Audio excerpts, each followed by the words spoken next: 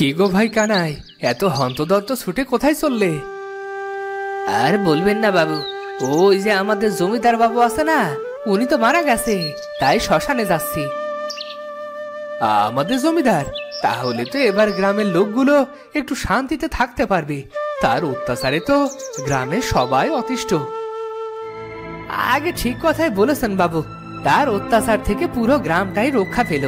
চলুন চলুন, শ্মশানে চলুন, আমাকে আবার তার চিতায় আগুন দিতে হবে। হ্যাঁ হ্যাঁ, চলো চলো, এত নিষ্ঠুর জমিদারকে একটু আগুনে জ্বলতে দেখে আসি, এতে মনটাও কিছুটা ভালো হবে।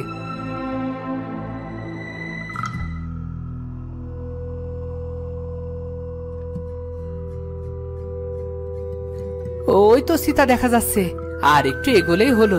তা বাবু, আপনারা তো ক্ষোভ কেন কর্তা বাবুর উপর?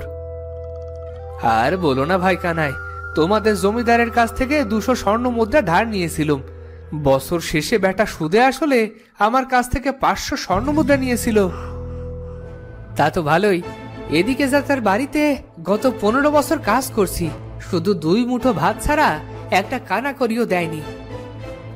যাক কানাই, তাহলে এবার হয়তো তোমার কপালটা খুললো। রেখে যাওয়া ধন সম্পত্তি তো মেলা পড়ে আছে, কোনো সন্তান টন্তান তো রেখে যায়নি। এসব এখন তোমারই হবে। দেখা যাক কি হয়, বলা কত যায় না, কোথাকার পানি কোথায় গড়ায়।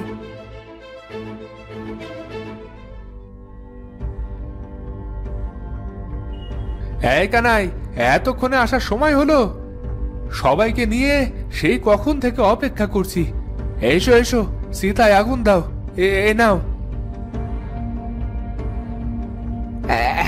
হ্যাঁ গো দিচ্ছি, এই তো দিলাম।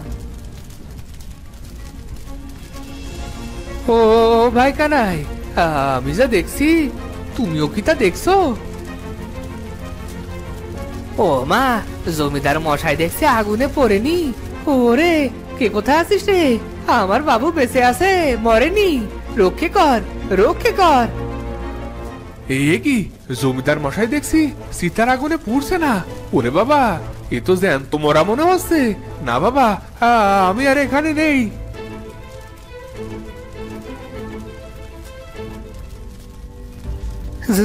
জ্যান্ত মারা?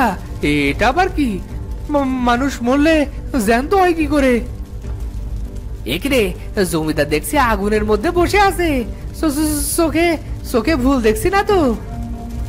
কানাই, আরে ও কানাই, আরে কানাই বেটা, এদিকে আয় আয় বলছি। ও গোপাল বাবু, জ্যান্ত মরা না, দেখছি আমাদের ডাকছে গো। যাবো নাকি পালাবো গোপাল বাবু? ভাই কানাই, যদি মরতে না চাস তাহলে এখন জানটা নিয়ে পালা। এই যে জ্যান্ত মরা, না বাবা, তোকে বলে লাভ নেই। আমি গেলাম রে, গেলাম। বেঁচে থাকলে পরে দেখা করবে। ও গোপাল বাবু, আমায় ফেলে যাইয়েন না, আমাকে ফেলে যাইয়েন না গো। ওরে বাবা, আমার কাঁধে এটা কার হাত? আমি কানাই, তোর কর্তা বাবু। তোকে সেই কখন থেকে ডাকছি, কানে শুনতে পাস না নাকি? চল চল, ঘরে চল। জ্যান্ত মরা? না না, মানে জমিদার মশাই, আমি যাবো নে। আমার আমার একটা কাজ পড়ে আছে। কিসের কাজ? তোর আবার কাজ কিসের? তুই তো আমার বাড়িতেই থাকিস। চল চল, তোর কাজ পরে করিস, আগে আমার সাথে আয়। চিন্তা করিস না, তোকে একটা উপহার দেবো। চল চল। ও গোপাল বাবু গো, আমারে বাঁচান। জ্যান্ত মরা না মানে জমিদার আমাকে নিয়ে কোথায় যাচ্ছে? আরে এই কানাই, তোর হলোটা কি? পাগলের মতো কি যাতা বলছিস? বললাম না, চুপ করে চল আমার সাথে। ও বাগো, ও বাবা গো, কোথায় তোমরা? দেখে যাও, তোমার ছেলেকে জ্যান্ত মরা মানুষ কোথায় নিয়ে যাচ্ছে গো। আরে আরে, দেখো দেখো, জমিদার মশাই আবার জ্যান্ত হয়ে গেছে। হায় রে কপাল, সুখ বুঝে আমাদের কপালে আর সইল না। তার বলো না গো, জমিদার মশাই এখন থেকে আবার আমাদের ওপর জুলুম শুরু করবে। হায় রে কপাল, এক সুখ বুঝে আর পেলাম না। লোকজনগুলোর মাথায় কি সমস্যা? আমাকে দেখে এমন করছে কেন সবাই? ও জমিদার বাবু, না মানে কর্তা বাবু, বিপদ যদি একবার কেটে যায়, সেটা যদি আবার ফিরে আসে, তাহলে তো এমন লাগবে গো বাবু।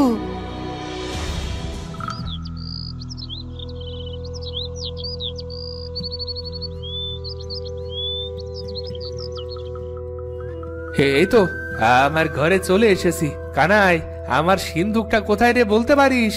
ঠিক মনে পড়ছে না যে সিন্দুকটা কোথায় রেখেছি। মরে গেলে মানুষ নিজের নামটা ভুলে যায় কর্তা বাবু, আর আপনি সিন্দুক নিয়ে পড়ে আছেন। ও মা গো, এ কেমন জ্যান্ত মানুষ গো, মরেও দেখছি সিন্দুকের খোঁজ করে গো। কানাই, আর একটা কথা বলবি না বলছি। সেই কখন থেকে যা তা বকেই চলেছিস। চুপ কর, আমি সিন্দুক থেকে পয়সা করে নিয়ে আসছি।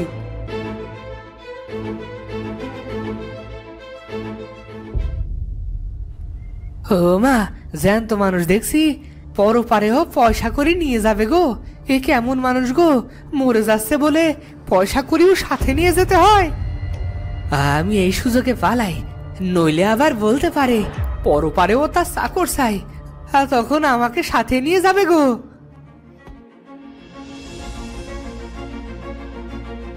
আরে এই কানাই, কোথায় যাচ্ছিস বেটা? কাজের সময় এত চুরি করলে হবে? আয় আয় এদিকে।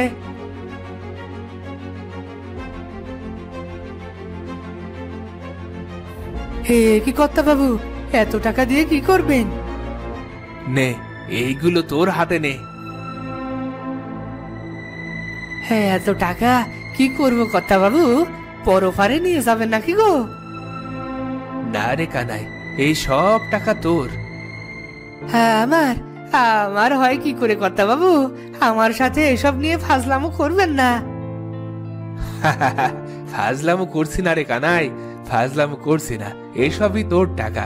এই 15 বছর তুই আমার সেবা যত্ন করেছিস, তোর বেতনই দিলাম। হ্যাঁ কর্তা বাবু, আমি এসব চাইনি বাবু, আমি আপনার সেবা করেই মরে যেতে চাই। আমি টাকা পয়সার জন্যই আপনার কাজ করিনি, আপনাকে ভালোবেসে 2 বেলা খাবার জন্যই কাজ করেছি। আমি জানি রে কানাই, আমি সবই জানি, তাই তো মরেও মরতে পারিনি। আমার মতো লোক ঠকানো নির্যাতনকারী পুরেও মরেনি। এসব কি বলছেন কর্তা বাবু? ঠিকই বলছি রে কানাই, সারা জীবন আমি মানুষ ঠকিয়েছি, গরিবদের উপর জুলুম করেছি, সাধারণ প্রজাদের উপর অত্যাচার করেছি, আর এসব করেই এই বিশাল ধন সম্পদের পাহাড় গড়েছি। কিন্তু মরার পর সাথে করে কিছুই নিয়ে যেতে পারিনি। তাহলে এত সব ধন সম্পত্তি করে আমার কোনো লাভ হলো না। এসব কি বলছেন কর্তা বাবু? আমি তো বিশ্বাসই করতে পারছি না। হ্যাঁ রে কানাই, আমার নিজেরও বিশ্বাস হচ্ছে না যে আমি একজন অত্যাচারী জমিদার হয়ে মারা যাচ্ছিলাম।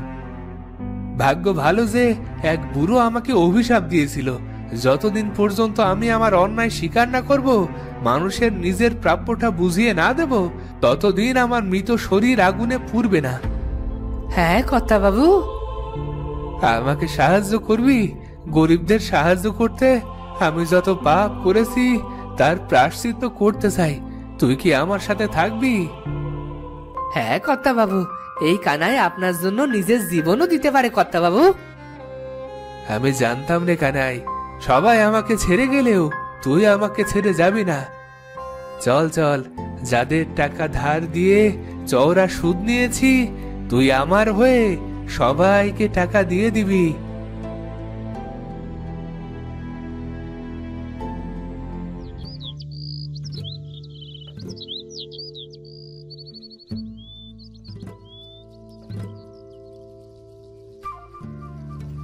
কর্তা বাবু, এইটা গোপালের বাড়ি। দে, গোপালকে তুই ডাক দে। গোপাল ভাই, ও গোপাল ভাই, বাড়ি আছো নাকি?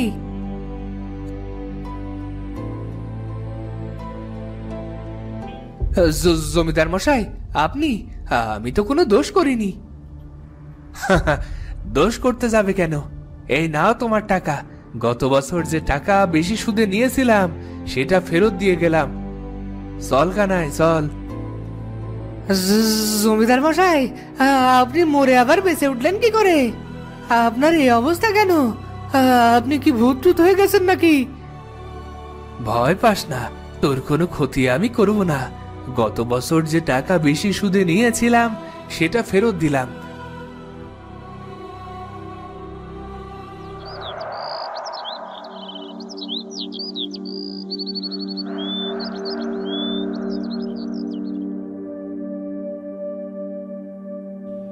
যাক বাবা, সবার সব ধার দেনা পাওনা শেষ।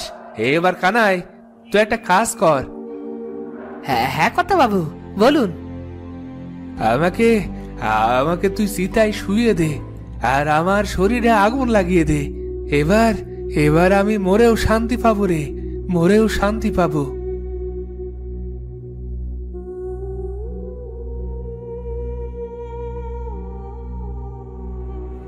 এরপর কানাই আবারও জমিদারের চিতায় আগুন দেয়, আর জমিদারের শরীর এবার আগুনে পুড়তে শুরু করে। তো বন্ধুরা, ভিডিওটি কেমন লাগলো?